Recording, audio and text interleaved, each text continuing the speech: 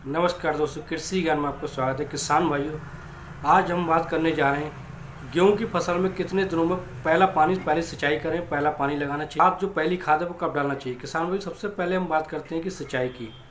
अगर हमारे जो गेहूं की फसल है अच्छी फसल है और जो है 18 से 20 दिन में अगर अच्छी तरीके से जड़ पकड़ लेती है, 18 से लेकर 30 दिन तक सिंचाई कर देनी चाहिए। और गेहूं का यही समय होता है सिंचाई करने का।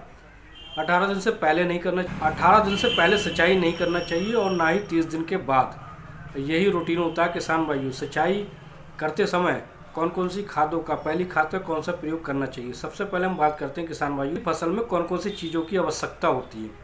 सबसे पहले होती है नाइट्रोजन, फास्फोरस, पोटास।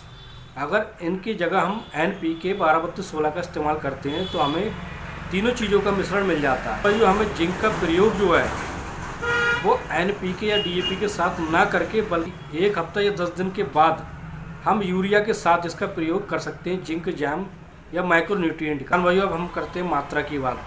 NPK या DAP का कितनी मात्रा में हमें उपयोग करना चाहिए। अगर DAP का हम प्रयोग करते हैं तो किसान भाइयों DAP लगभग 30 किलोग्राम प्रति एकड़ के हिसाब से हमें पहली सिंचाई में यानी पहले पानी के साथ इसका प्रयोग करना चाहिए।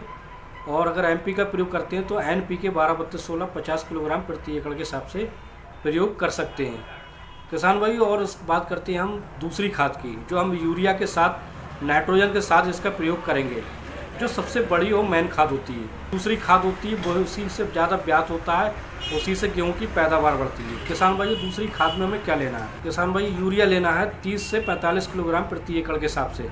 इसके साथ हमें लेना है ह्यूमिक एसिड 98%, 2 से 3 किलोग्राम प्रति एकड़ के हिसाब से। उसके साथ हम जिंक सल्फेट 33% का प्रयोग कर सकते हैं, ये 6 किलोग्राम 5 से 6 किलोग्राम प्रति एकड़ के हिसाब से। और इसके साथ एक चीज़ हमें और लेनी है, माइक्रोराजा। किसान भाई, माइक्रोराजा की जब बात आती है तो ये सबसे बेहतरीन कार्य करता है। न्यूट्रिएंट होते हैं, उनको पौधों की जड़ों तक पहुँचाने का बहुत अच्छा काम करता है। और 1 किलोग्राम प्रति एकड़ के हिसाब से माइक्रोराजा का प्रयोग कर सकते हैं। इन खादों को मिलाकर, इन फर्टिलाइजर माइक्रो न्यूट्रिएंट को मिलाकर जब हम दूसरी खाद में डालते हैं तो किसान भाई बहुत ही बेहतरीन रिजल्ट देखने को मिलते हैं, जिसके बाद हमारी पैदावार लगभग 1.5 गुनी बढ़ जाती है। तो एक ऐसी स्प्रे के बारे में बात करने जा रहे हैं, गेहूं की जो लास्ट स्प्रे होगी जिससे हमारी पैदावार, किसान भाई, जिससे हमारी पैदावार जो होगी 1.5 से 2 गुनी तक हो सकती है। तो हमें लास्ट स्प्रे कैसी करनी है, जब हमारी जो पौधों की गबोद अवस्था में आ जाए, जब हमारी फसल गबोद अवस्था में आ जाए, यानी बाली निकलने का समय हो जाए, तब हमें एक ऐसी स्प्रे करना है जिससे हमारी पैदावार 1.5 से 2 गुनी तक हो जाएगी। तो अवस्था के समय में NPK 05234 लगभग 1 से 1.5 किलोग्राम प्रति एकड़ के हिसाब से घोल बनाना है। उसके बाद हमें लेना है किसान भाइयों बोरॉन 20% वाला, लगभग 20% वाला 200 से 300 ग्राम प्रति एकड़ के हिसाब से।